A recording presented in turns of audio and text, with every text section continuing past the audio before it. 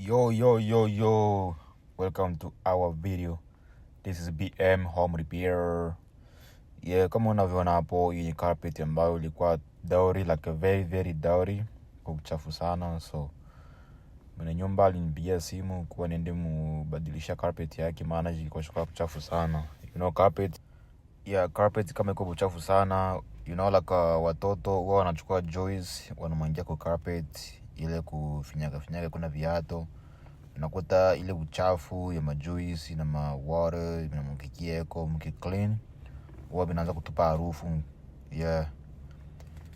vitu kama hivyo yani. So now tunaanza kata zetu stairs kama unavyoona hapo. How does that look like?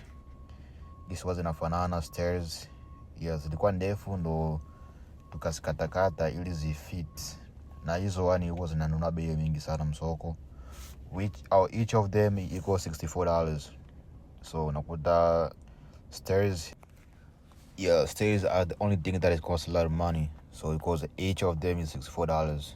Ukipiga hesabu, mfano nyumba yako mko skali 14, sana ni 14 au 16. Ukipiga hesabu ya $64 times 16 au 14, so inafika mpaka 1000. Unakuta hivyo stairs gharama yake ni 1000 tu.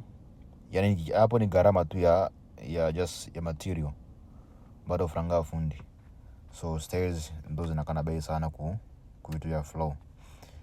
Kama unavyoona hapo, tuko tunatia zetu stairs. Boom. Now is how it look like though. Now tunamaliza na stairs.